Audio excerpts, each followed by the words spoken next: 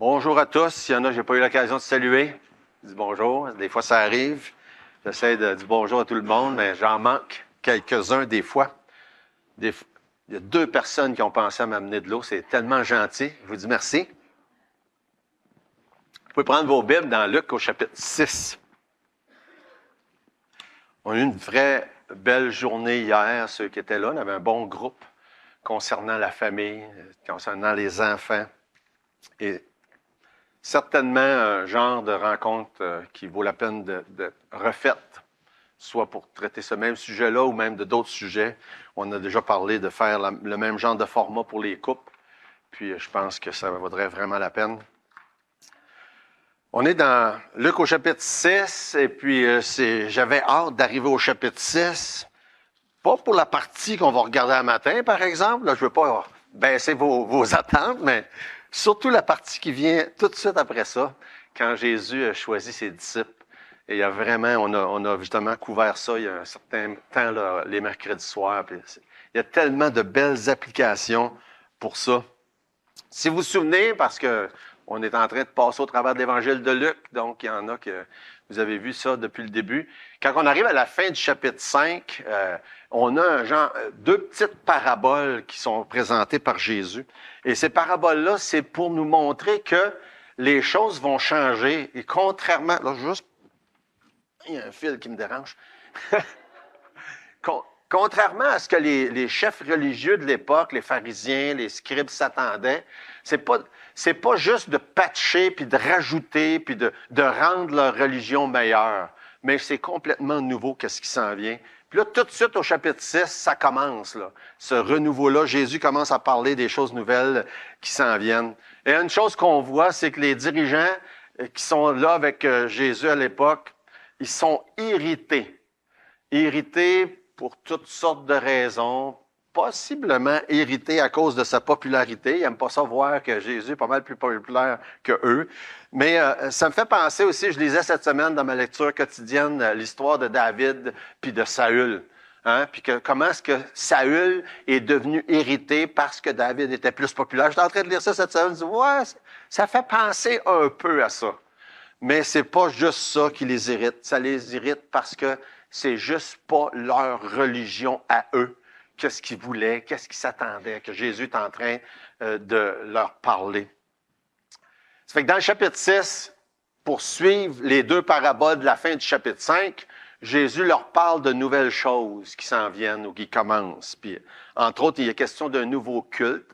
La première partie parle du sabbat. Ensuite, une nouvelle équipe. C'est là qu'il choisit ses disciples. Ensuite, on va voir une nouvelle bénédiction, mais on ne se rendra pas dans tout ça là, ce matin. On va juste commencer avec la première partie, avec le verset 1 dans Luc au chapitre 6, et on va prier avant d'aller plus loin. Seigneur notre Dieu, on te rend grâce de ta bonté, de ton amour qui a été bien illustré par tant de témoignages tantôt. Et on aurait pu passer des heures, des jours, même des années, sans pouvoir épuiser ce sujet-là. La grandeur de ton amour, qui n'a pas de limite, qui est si bien exprimé dans ta parole. Et un amour qui dépasse tout entendement quand on considère que le geste ultime qui a été posé par Jésus, de donner sa vie, de mourir, il n'y a pas de plus grand amour, tu nous dis. Et on en est conscient.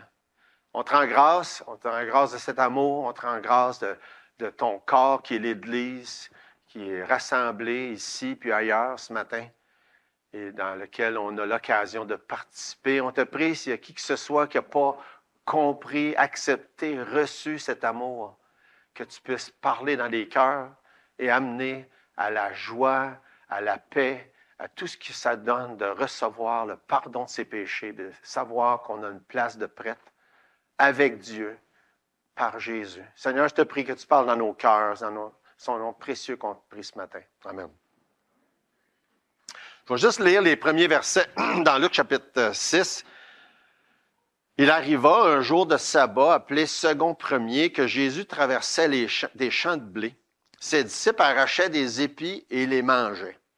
Après les avoir froissés dans leurs mains, quelques pharisiens leur dire, « Pourquoi faites-vous ce qu'il n'est pas permis de faire pendant le sabbat? » Jésus leur, excusez, Jésus leur répondit, « N'avez-vous pas lu ce que fit David lorsqu'il eut faim, lui et ceux qui étaient avec lui, comment il entra dans la maison de Dieu, prit les pains de proposition et en mangea, et en donna à ceux qui étaient avec lui, bien qu'il ne soit permis qu'aux sacrificateurs de les manger. » Et il leur dit, « Le Fils de l'homme est maître même du sabbat. » Fait on va s'arrêter là pour le moment.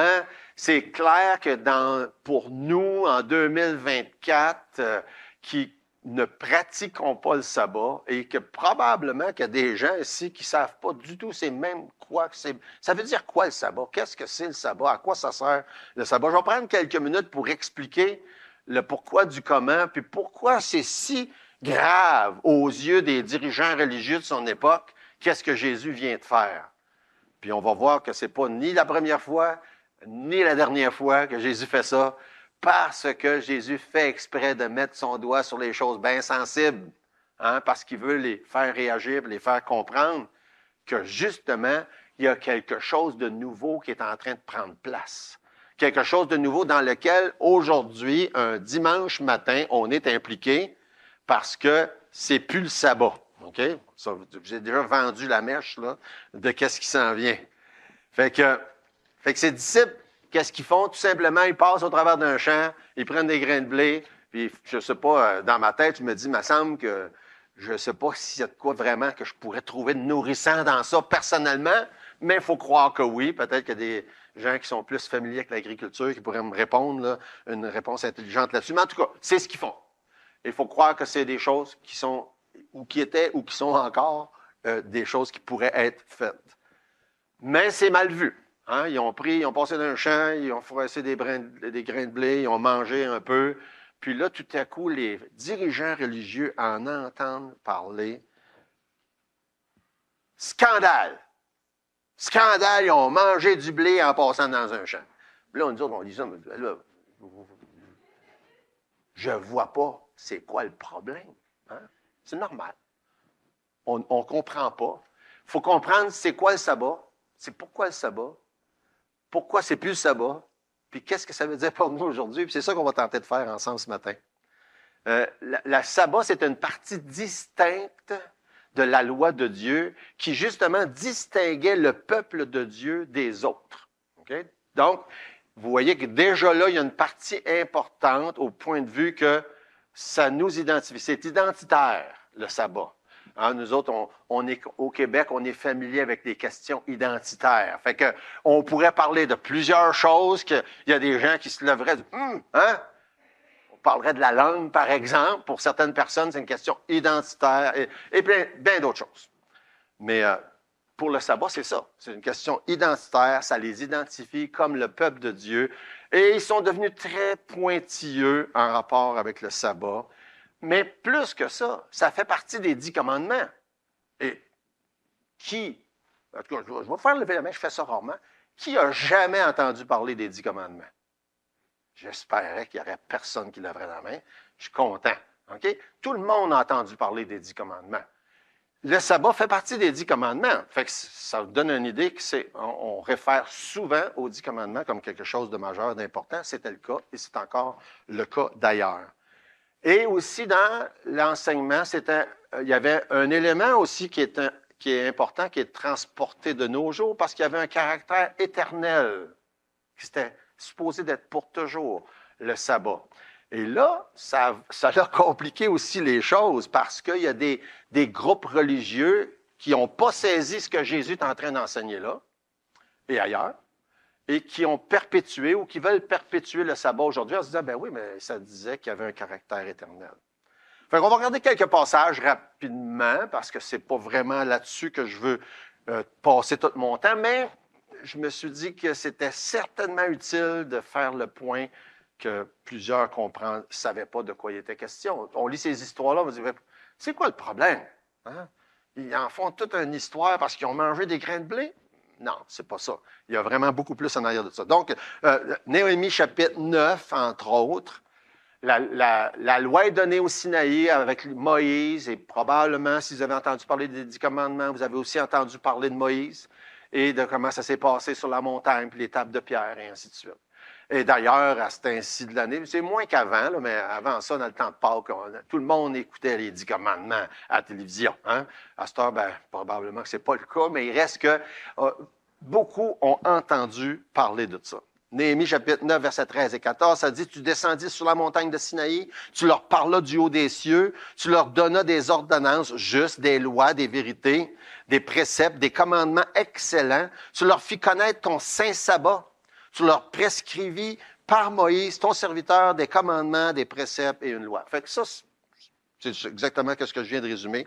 Et dans Exode chapitre 20, qui est la place où Dieu donne les 10 commandements, à partir du verset 8, parce que c'est le 4e commandement, le verset 8, « Souviens-toi du jour du repos pour le sanctifier. » Et là, il continue, puis il explique plusieurs autres détails. Tu travailleras 6 jours, tu feras tout ton ouvrage. Le 7e jour, qui est le jour du repos de l'Éternel, ton Dieu, tu ne feras aucun ouvrage, ni toi, ni ton fils, ni tes serviteurs, ta servante, ton bétail, ni l'étranger qui est dans tes portes.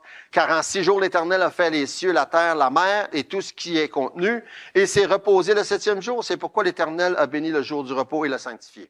J'ai lu un peu vite, mais c'est parce que je veux qu'on passe à autre chose. Tout ça pour dire que la loi, c'est tu vas prendre une journée de congé. OK? On s'entend? C'était ça que Dieu avait demandé à son peuple. Exode chapitre 31, c'est dans ce passage-là, verset 16, où il mentionne que c'est une alliance perpétuelle dont on a parlé tantôt. Donc, une alliance perpétuelle de se reposer le 7e jour. C'est quand le 7e jour? Samedi. Et c'était une alliance perpétuelle avec son peuple d'Israël. Ça, c'est tous des points importants pour comprendre qu'est-ce qui se passe dans Luc 6 et qu'est-ce qui se passe aujourd'hui qu'on est assemblés ici un dimanche matin et non pas un samedi. Okay? Parce que si on était pour continuer l'alliance perpétuelle du sabbat, en tant qu'Église, on se rencontrerait un samedi. Vous avez le droit de faire oui. Hein? Mais puisque l'alliance perpétuelle n'était pas faite avec l'Église, mais avec Israël, c'est pour ça qu'on ne se rencontre pas un samedi. OK? Pourquoi je mentionne ça? Il y a des gens, des chrétiens qui enseignent la Bible, qui croient dans le Nouveau Testament, mais qui croient aussi que c'est le samedi. C'est leurs affaires. Moi, je ne suis pas là pour les juger. Mais Dieu a donné cet enseignement-là. Les pharisiens réagissent au temps de Jésus. Je vais juste faire une petite parenthèse importante dans Exode chapitre 20 que j'aime à faire. Puis Jonathan, s'il était là, il va dans l'école dimanche, j'imagine. Il aimerait ça, lui aussi, faire la même parenthèse. Verset 11 dans Exode au chapitre 20. Comme Dieu a créé en 6 jours, vous allez vous reposer le 7e jour.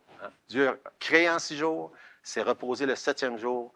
Et ce verset-là, dans les 10 commandements, qui parle du sabbat, est aussi une très bonne défense de la création de Dieu en 6 jours de 24 heures, et non pas des longues périodes de temps indéterminées. Et que Dieu il a créé les cieux et la terre en 6 jours, s'est reposé le 7e. Puis de la même manière, vous allez travailler 6 jours, vous reposez le 7e. Si c'est de la même manière, ça voudrait dire que si c'est des longues périodes de temps dans lesquelles que Dieu a pris pour créer les cieux et la terre, ça veut dire que nos semaines de travail seraient longues. C'est ça que ça veut dire. Fait que ça, c'est juste une petite parenthèse que j'aime à faire quand on parle de ce sujet-là. Mais les rabbins de l'époque de Jésus, de d'autres époques, mettaient tellement d'emphase sur le sabbat, étant donné que ça les identifiait comme l'alliance que Dieu avait faite avec eux, et qu'ils étaient convaincus que s'ils n'observaient pas parfaitement le sabbat, jour après jour, le Messie ne viendrait pas. Ça fait que ça fait partie de leur raisonnement. Fait que, tout ça pour dire, lire quelques passages. Le sabbat lui-même, c'est comme ce qui a mis un terme à la première création. OK? Tandis que le jour du Seigneur, c'est ce qui commence la nouvelle création. Et c'est comme la nouvelle étape. C'est fait que c'est intéressant de voir ça comme ça. Dans 2 Corinthiens 5, 21, ça dit « Celui qui n'a point connu le péché l'a fait devenir péché pour nous, afin que nous devenions en lui justice de Dieu. » Fait que c'est une nouvelle création. Hein? Ceux qui sont en Christ sont une nouvelle créature. Les choses anciennes sont passées. Toutes choses sont devenues nouvelles. Quand on croit en Jésus en réalisant qu'est-ce qu'il a fait sur la croix, on devient une nouvelle créature. Les choses anciennes sont passées. Toutes choses sont devenues nouvelles. Et quand Jésus parle du sabbat ou exprime ce qu'il exprime dans Luc au chapitre 6 au sujet du sabbat, il est en train de leur parler, regarde, il y a des choses qui sont passées dans l'Ancien Testament, dans l'Ancienne Alliance. Maintenant, je vous parle de quelque chose de nouveau qui est en train de prendre place.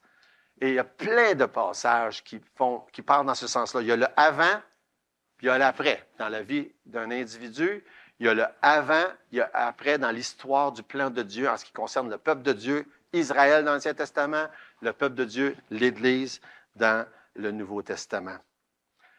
Et on voit rapidement dans l'histoire de l'Église que les gens qui ont compris, qui ont reçu par la foi Jésus comme leur sauveur, c'est devenu très rapidement qu'ils ont commencé à se rencontrer le premier jour de la semaine au lieu du 7e jour de la semaine, parce qu'ils comprenaient qu'est-ce que Jésus est en train d'essayer de leur montrer au travers de passages comme, entre autres, Luc au chapitre 6. Fait que quelques-uns des croyants juifs de leur époque voulaient garder le sabbat, 7e jour de la semaine, et d'autres ont dit, non, regardez Jésus, qu'est-ce qu'il a fait? Il est ressuscité le premier jour, et voici, il rassemblait avec ses disciples le premier jour, et ça n'a pas été long que c'est comme ça que ça s'est passé. Mais il fallait, et c'était un sujet tellement sensible, parce que vous pouvez le voir, qu'est-ce qui se passe là dans Luc 6, que c'est un sujet de division au début de l'Église, puis même encore aujourd'hui, dans certains cas, c'est encore un sujet sensible. Paul fait un très bel exposé de ça dans Galates 4. Vous prendrez le temps d'aller lire, on ne le prendra pas. Mais j'aimerais ça juste tourner dans Colossiens au chapitre 1.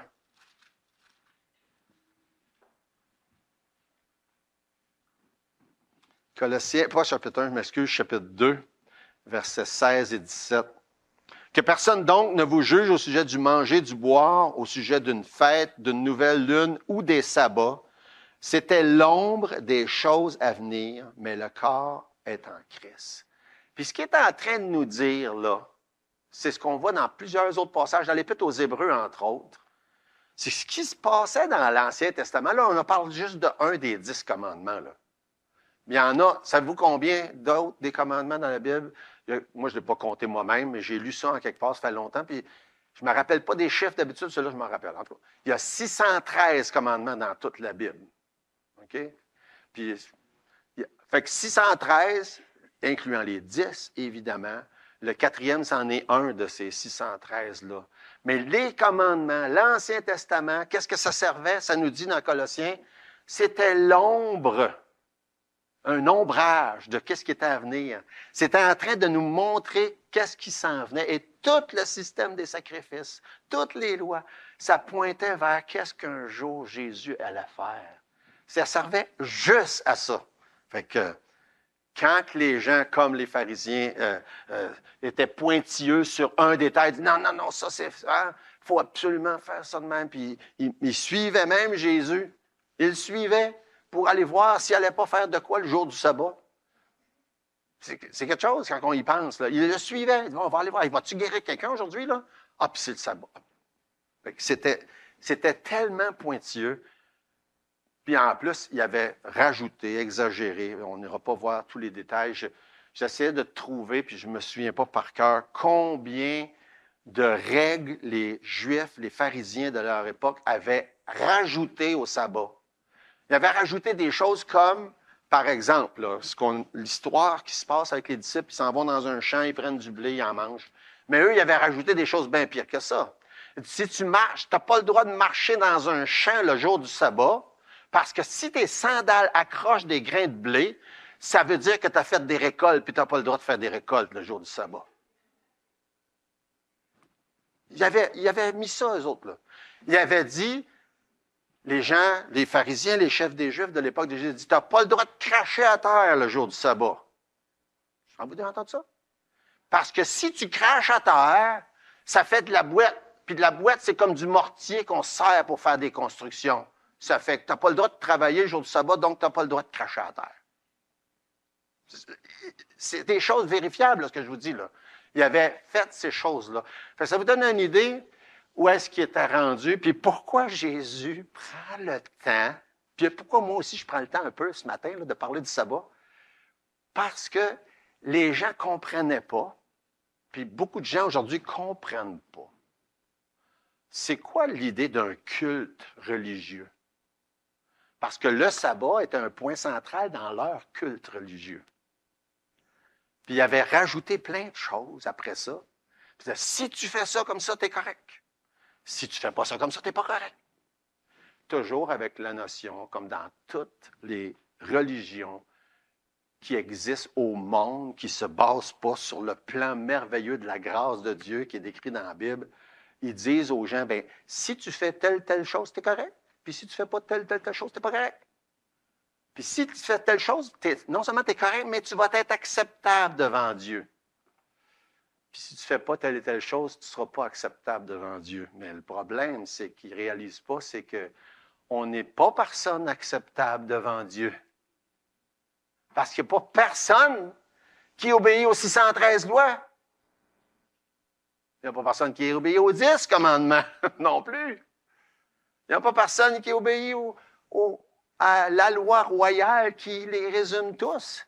D'aimer Dieu de tout son cœur, de toute sa force, de toute son âme, de toute sa pensée, sans manquer jamais rien. Moi, en tout cas, je ne suis pas capable de faire ça.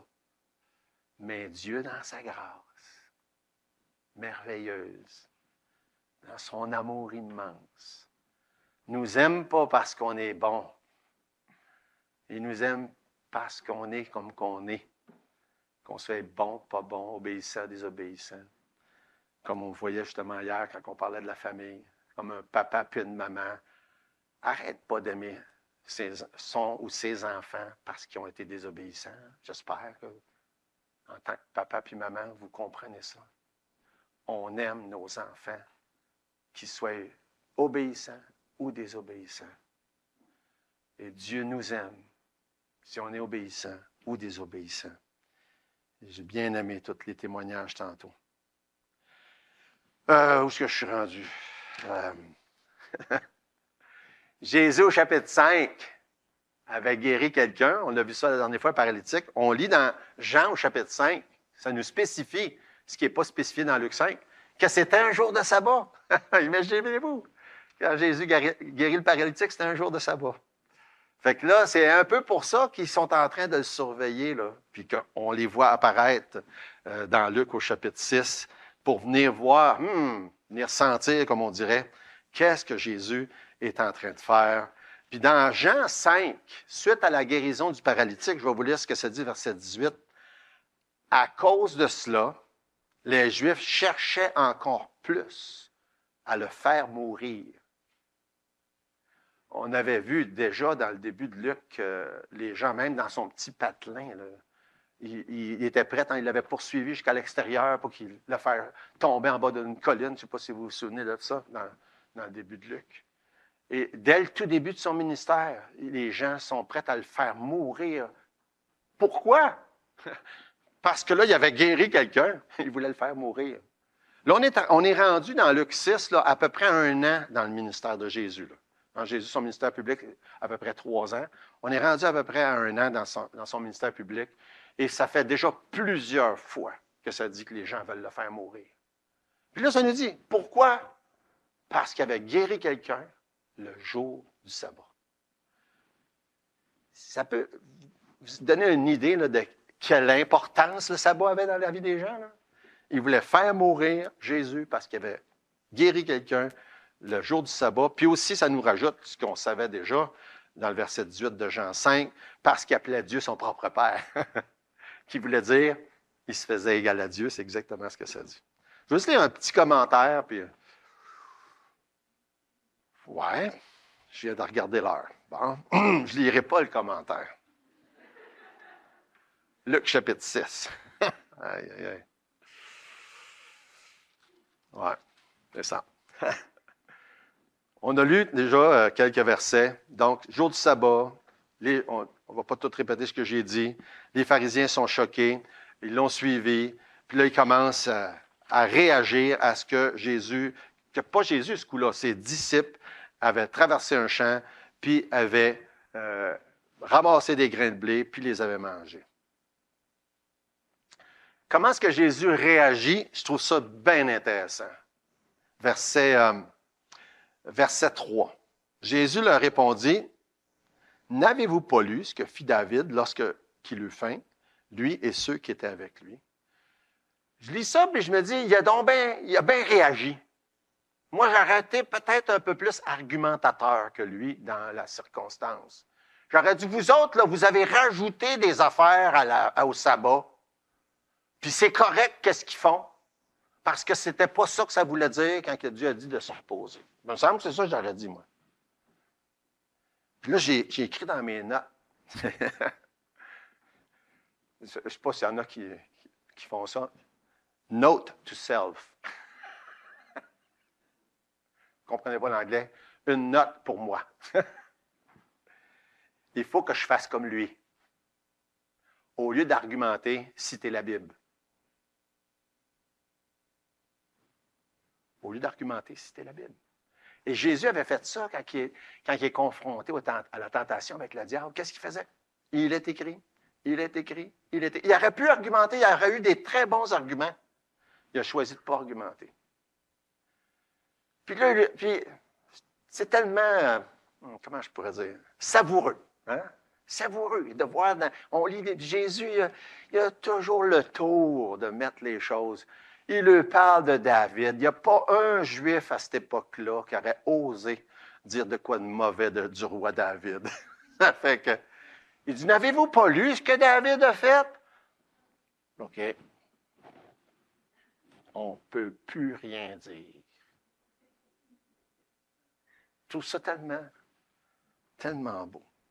N'avez-vous pas lu ce que David a fait lorsqu'il eut faim, lui et ceux qui étaient avec lui? Comment il entra dans la maison de Dieu, prit les pains de proposition, en mangea et donna à ceux qui étaient avec lui, bien qu'il ne soit permis qu'aux sacrificateurs. Qu'est-ce que David a fait, là?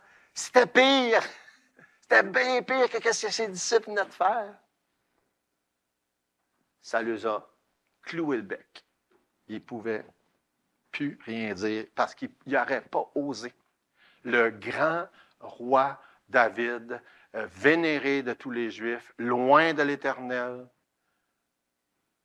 Et Jésus savait prendre exactement le passage. Et quel bel exemple pour nous de juste prendre le temps dans la prière, dans la lecture, dans l'étude de la parole de Dieu, aller trouver les réponses que Dieu a, au lieu de trouver des arguments. Puis quand je dis note to self, ben j'ai la tendance à aimer argumenter des fois, puis ça m'a parlé, en tout cas, quand je suis arrivé dans ce passage-là cette semaine. Fait qu'il cite l'histoire, puis en même temps, il venait dans le chapitre 4 de parler de lui-même comme étant loin de l'Éternel. Ça fait que ça aussi, ça faisait partie des choses qu'il n'aimait pas entendre au sujet de Jésus. Il était, puis il l'a mentionné, lui, loin de l'Éternel, le Messie, celui, justement, qui faisait partie de la prophétie de David, qui aurait un descendant sur le trône, loin Jésus lui-même, en tout cas. Dans Luc chapitre 4, verset 18, vous pourrez aller voir ça. Verset 5, il leur dit à ce moment-là, il vient juste de préparer le terrain comme il faut, hein, bien labouré, en lui parlant de David, il dit, le Fils de l'homme est maître même du sabbat. Dans Luc 4, il avait dit que c'était lui, le Fils de l'homme. Qu'est-ce qu'il est en train de leur dire? Je suis maître du sabbat. Qui veut dire, je suis Dieu.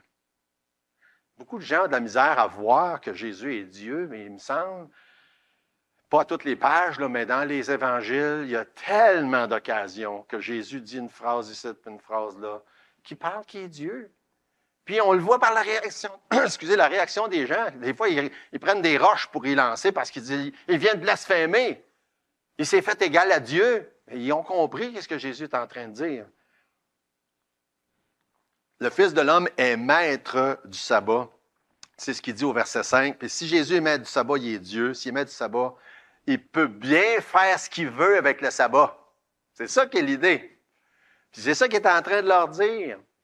Vous connaissez l'Ancienne Alliance, vous connaissez cet engagement-là, ce qui vous identifie, ce qui vous met à part des autres. Il y avait la circoncision et aussi le sabbat. C'était les deux éléments là, qui faisaient du peuple juif un peuple distinct dans l'Ancienne Alliance, dans l'Ancien Testament. Puis il dit, vous connaissez ça, mais il dit, moi, là, je vous le dis, là, je suis maître du sabbat et les choses sont en train de changer. Que vous le vouliez ou pas, les choses sont en train de changer. Et ce qui essaie de le faire comprendre, puis c'est ce qu'il dit dans la suite, il arriva un autre jour de sabbat que Jésus entra dans la synagogue et qu'il enseignait. Il s'y trouvait un homme dont la main droite était sèche. Les scribes et les pharisiens observaient Jésus pour voir s'il ferait une guérison le jour du sabbat. Encore une fois, ils veulent le prendre en défaut. C'était afin d'avoir sujet de l'accuser. Mais il connaissait leurs pensées et dit, il dit à l'homme qui avait la main sèche, « Lève-toi, tiens-toi là au milieu. » Il se leva, se tint debout. Jésus leur dit, « Je vous demande s'il est permis le jour du sabbat de faire du bien ou de faire du mal, de sauver une personne ou de la tuer. » Il est en train de le faire réaliser, le sabbat, ça sert à quoi? Hein? On a-t-il le droit de faire du bien le jour du sabbat? Ben oui, on a le droit de faire du bien le jour du sabbat. Puis Dieu, dans sa miséricorde, dans sa grâce, dans son amour, il avait donné une ordonnance au peuple de se reposer une journée par semaine. Est-ce que c'était pour leur faire du mal? Hein? Êtes-vous contents, vous autres, que vous avez au moins une journée par semaine de congé? Dieu savait que s'il ne faisait pas ça, il y aurait de l'abus. Il dit, ça va être dans la loi, une journée par semaine. Aujourd'hui, c'est plus que ça, dans bien des cas. Fait, est-ce que c'était pour leur faire du mal?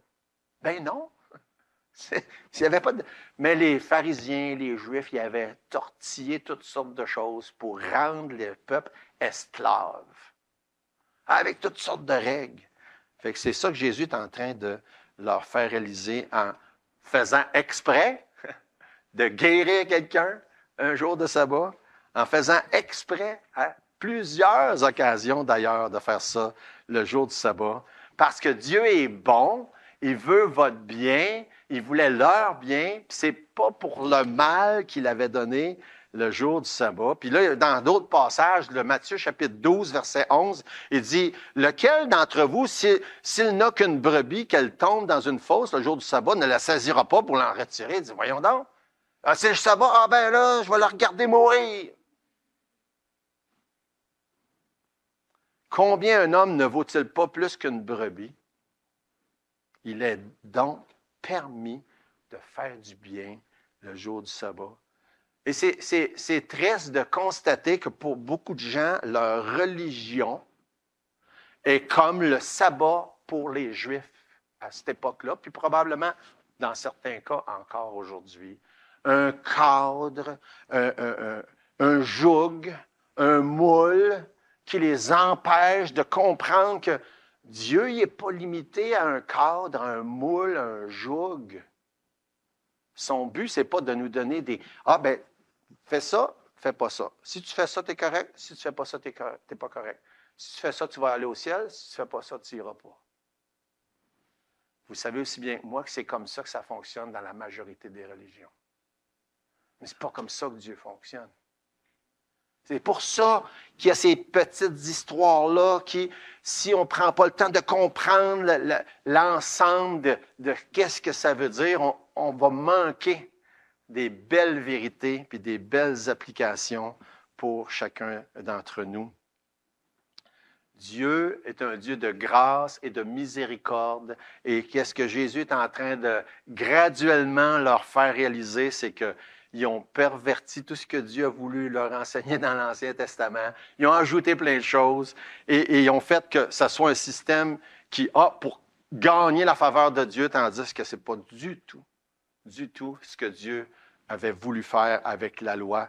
À quoi servait la loi? Romains, l'apôtre Paul, chapitre 3, verset 20, dit qu'à personne ne sera justifié devant lui par les œuvres de la loi, puisque c'est par la loi que vient la connaissance du péché.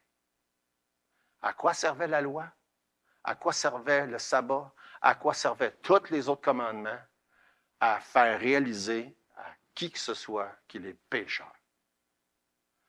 Et graduellement, Jésus est en train de brouter, est en train de préparer le terrain pour leur faire comprendre qu'est-ce qui s'en vient, que ce ne sera pas ce qui s'attendait.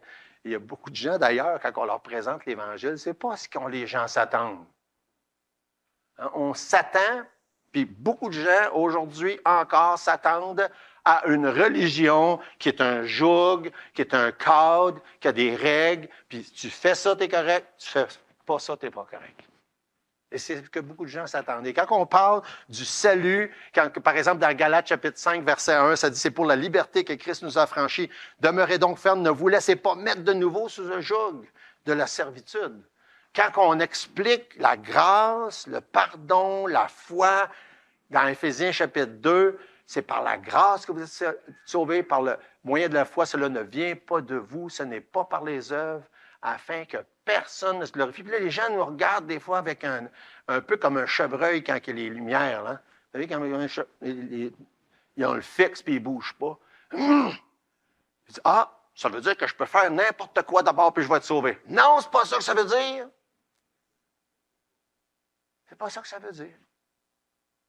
Ça veut dire que Dieu, dans son amour, il n'a pas mis la pression sur tes épaules pour être sauvé.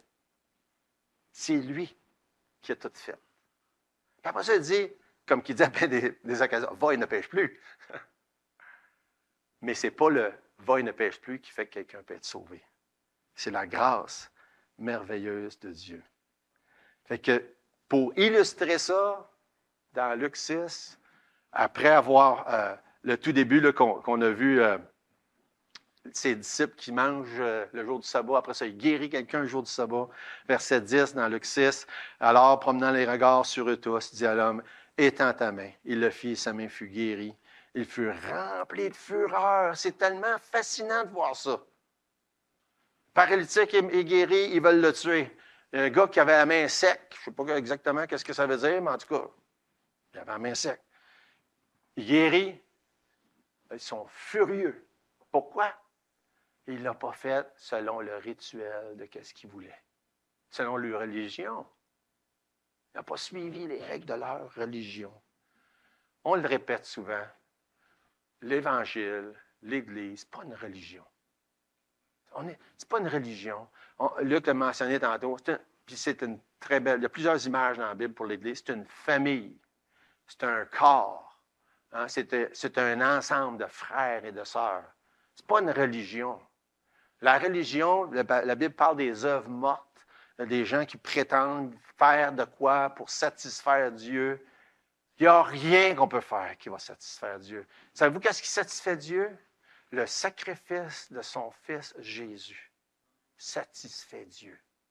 A satisfait toute la loi au complet.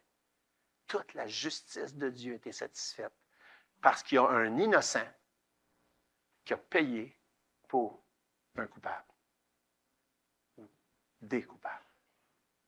C'est ça l'amour de Dieu. Et c'est comme ça que Dieu pense, puis c'est ça qu'il a fait. Puis chacune de ces histoires-là nous ramène à ça. J'aimerais ça qu'on tourne dans Hébreu, je t'avais de terminer.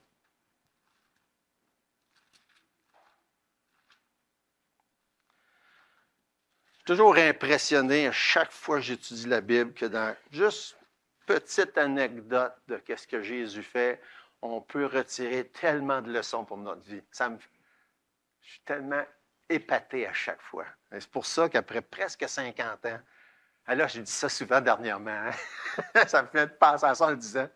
Ouais, après presque 50 ans, parce que ça va faire 50 ans l'année prochaine que je connais le Seigneur, je suis toujours épaté, toujours étonné, toujours impressionné quand je lis la Bible puis quand je l'étudie. Et j'espère que vous avez encore ce même étonnement puis émerveillement. C'est tellement extraordinaire, la parole de Dieu. Hébreux chapitre 4, je vais lire quelques versets, là, à partir du verset 1 verset 1 jusqu'à 7. Craignons donc, tandis que la promesse d'entrer dans son repos subsiste encore, qu'aucun de vous ne paraisse être venu trop tard. Cette bonne nouvelle nous a été annoncée aussi bien qu'à eux, mais la parole qui leur fut annoncée ne leur servit de rien parce qu'elle ne trouva pas de foi chez eux, chez ceux qui l'entendirent. Pour nous qui avons cru, nous entrons dans le repos. Le sabbat, ça parle du repos. Selon qu'il dit, je jurai dans ma colère, ils n'entreront pas dans mon repos. Il dit cela, quoique ses œuvres aient été achevées depuis la création du monde. Car il a parlé quelque part ainsi du septième jour. Et Dieu se reposa de toutes ses œuvres le septième jour. Il dit encore, ils n'entreront pas dans mon repos. Or, puisqu'il est encore réservé à quelques-uns d'y entrer, puis j'ose vous dire la même chose qui a été écrite là en 2024, puisqu'il est encore réservé à quelques-uns d'y entrer. Parce que ça dit que le Seigneur ne tarde pas dans l'accomplissement de sa promesse. Il fait juste user de patience. Il use de patience parce qu'il y a encore des gens qui ont besoin d'entendre parler du Seigneur puis d'être sauvés. Il y a encore quelques-uns, ça nous dit, qui, je vais juste leur relire verset 6. Or, puisqu'il est encore réservé à quelques-uns d'y entrer et que ceux à qui d'abord la promesse a été faite n'y sont pas entrés à cause de leur désobéissance, puis là on parle de ceux de l'Ancienne Alliance en passant, Dieu fixe de nouveau un jour, aujourd'hui, en disant dans David, bien longtemps après, comme il est dit plus haut, aujourd'hui, si vous entendez sa voix, n'endurcissez pas votre cœur. Je vous répète les mêmes paroles. Aujourd'hui, si vous entendez Dieu vous dire, « Hey, comment se fait que moi, je n'ai pas encore cette assurance, cette paix, les témoignages qu'on a entendus tantôt? Comment ça, je ne suis pas capable de dire, oui, moi aussi, je rends grâce à Dieu pour son amour parce qu'il m'a sauvé, il m'a pardonné mes péchés, je sais que je m'en vais au ciel, puis je peux lui rendre gloire. » Bien, n'endurcissez pas votre cœur. Si vous n'avez pas encore fait ce pas-là par la foi, implorez Dieu dans sa grâce pour qu'il vous sauve, pour qu'il vous donne cette paix-là et qu'il vous donne éventuellement le repos. Dans Philippiens chapitre 4, ça parle d'avoir le repos puis la paix dans le cœur. Ça parle de ça aussi dans Matthieu chapitre 11. Dieu veut nous donner le repos. Et peut-être qu'il y a des gens ici ce matin qui sont troublés, appesantis par des fardeaux. Et on peut avoir le repos maintenant, là, de savoir que Dieu nous soulage de ce fardeau-là. Mais d'abord et avant tout, si Dieu a travaillé 7 jours, s'est reposé le 7e, il nous dit que ça, c'est une image du repos du royaume qui va s'en venir, puis de la vie éternelle, un jour. Si vous n'avez pas cette assurance-là, bien, soyez sûr que Jésus a fait tout ce qu'il avait à faire. Et c'est certainement pas en obéissant à ça, en prenant un jour de congé, le 7e. Des fois, il y en a qui ont remplacé ça avec le premier, et d'autres qui ont toutes les autres lois que vous allez pouvoir dire, « Ah ben là, j'ai fait une bonne vie, j'ai aimé mon prochain, je ne fais pas de mal à personne, je suis honnête. » Peut-être que Dieu va me laisser rentrer dans son repos un jour. La Bible dit non. Non. Parce que ce n'est pas par les œuvres. La seule œuvre, c'est celle-là que Jésus a accomplie à la croix. Et je le répète, ce que ça dit dans le verset 7. Si vous entendez sa voix, n'endurcissez pas votre cœur. Répondez par la foi. Prions. Seigneur, merci. Merci pour ta grâce, ton amour, ta bonté, ta fidélité et toutes les belles promesses qu'on a dans ta parole. Je te prie, Seigneur, que tu bénisses chacune ici ce matin. Il y a sûrement des gens qui ont besoin de repos maintenant. Tu nous dis de venir à toi Si on est fatigué, chargé, tu nous le donnes. Mais il y a probablement des gens qui n'ont même pas l'assurance d'avoir un jour ce repos-là, éternel, dont tu nous parles. Je te prie, Seigneur, de toucher les cœurs et que chacun réalise et se tourne vers Jésus par la foi qu'il y a juste lui qui peut faire quelque chose, qu'il l'a déjà fait. C'est dans son nom qu'on te prie.